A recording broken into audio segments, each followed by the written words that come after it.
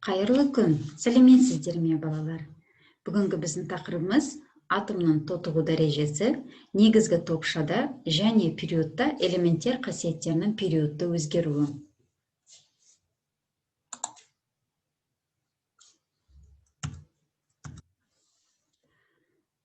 Бізде атомның тотығу дәрежесін анықтау үшін бірнеше критерийлерге тоқтатуымыз керек. Алдымен периодтық жүйенің құрылысын еске түсіріп алайық. Периодтық жүйе бізде период, топ және қатардан тұрады. Период дегеніміз элементтің сыртқы энергетикалық деңгей санын көрсетеді. Ал топ дегеніміз элементтің сыртқы энергетикалық деңгейіндегі электрон санын көрсетеді. Енді бізде осы периодтар саны 7-ге тең. Олар кіші период және үлкен период болып екіге бөлінетін. Естеріңізде болса, 1-ден 3-ші периодке дейін кіші периодтарға жататын. Ал 4-тен жоғары периодтар, олар үлкен периодтарға жататын. Ал топтардың бізде 8 топ бар кесте бойынша. Олар да екіге бөлінеді. Негізгі топ және қосымша топ болып екіге бөлінеді. Содан кейін бізде 10 қатар болатын. Біз осы сәйкестендіріп элементтің орналасу жағдайын қарастыра аламыз. Енді осы период бойынша элементтердің металдық және бейметалдық қасиеттері қалай өзгеретінін қарастырайық. Міне сіздер экранда көріп отырғандай, металдық қасиеттер периодтың төменгі жағынан жоғарыға қарай металдық қасиеттері артады, ал бейметалдық қасиеттері кеми береді.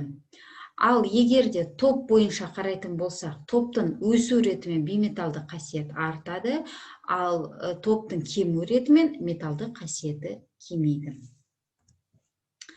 Енді атомдардың электрондық қауызына орай анықталатын элементтердің барлық қасиеттері периодтық жүйенің периоды мен тобы бойынша заңды өзгереді.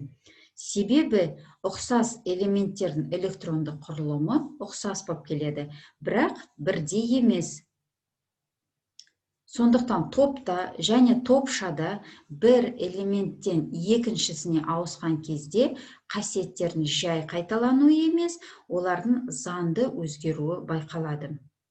Электрондық конфигурацияға байланысты атомдардың келесі қасиеттері: атом радиусы, иондану энергиясы, электрон тартқыштық, электротерістілік, тотығу дәрежесі периодты түрде өзгеріп отырады. Осы жерде атом радиусы атомның шамасын дәл анықтау мүмкін емес. Есептеулерде шар тәрізді атомдар радиустарының жуықталған мәндері қолданылады. Оларды рентген құрылымдық әдіспен бір элементтің екі көрші атомдарының орталықтарын, яғни центрлерін бөлетін қашықтықтың шамасын пайдаланып анықтайды. Атом радиусы элементтің қасиетіне әсер етеді. Радиус неғұрлым үлкен болса, сыртқы деңгейдің электрондары соғұрлым әлсіз тартылады. Керісінше, атом радиусы кемігенде электрондар ядроға күшті тартылады. Міне сіздер экранда көріп отырсыздар. Бірінші суретте ядро заряды артқан сайын атомдардың радиустары периодты түрде артатындары көрсетілген. Содан кейін металдардың иондану энергиясы және атом радиусы үлкен. Период артқан сайын бейметалдардың сыртқы деңгейінде электрон көбейеді және ядроға тартқыштық артады. Период бойынша атом радиусы солдан оңға қарай кемейді. Мұны ядро заряды артқанда электрондардың тартылу күшінің өсуімен түсіндіріледі. Топшада жоғарыдан төмен қарай атом радиусы артады, өйткені қосымша электронды қабаттың қосылу нәтижесінде атомның көлемі ұлғаяды. Сонымен, ядро заряды артқанда атом радиусының өзгеруі анық периодтық сипатта болады. Бұл жерде бізде бейметалдардың электрондық тартқыштық энергиясы. Бұл жердегі Е электрон тартқыштық энергиясы.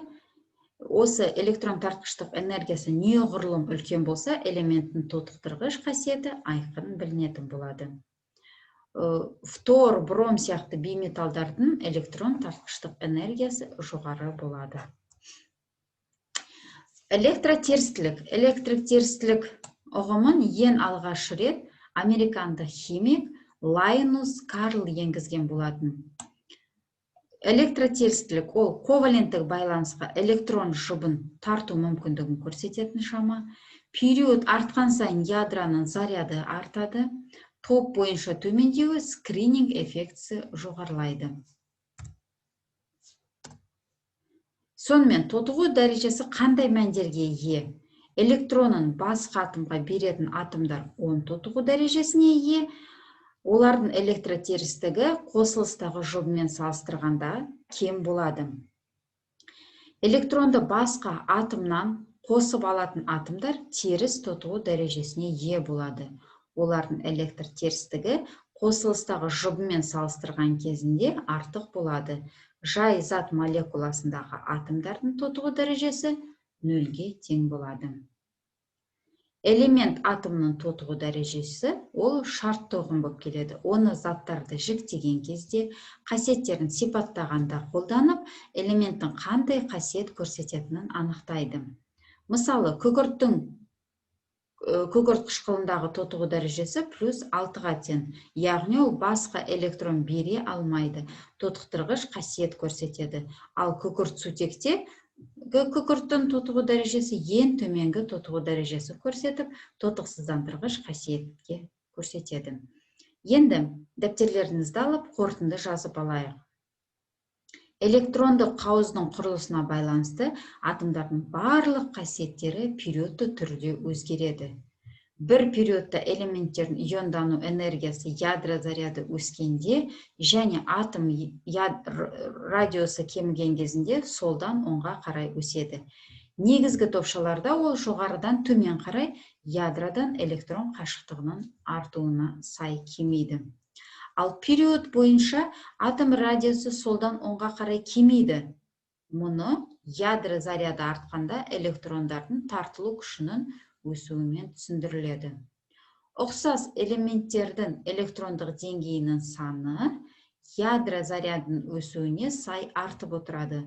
Осыған орай қасиеттері жай қайталанбайды, олар периодтық заңдылықпен өзгереді. Енді дәптерлеріңізге мынадай кестені сызып, бос ұяшықтарды толтырыңыздар. Атомдар және жай заттардың химиялық қасиеттері.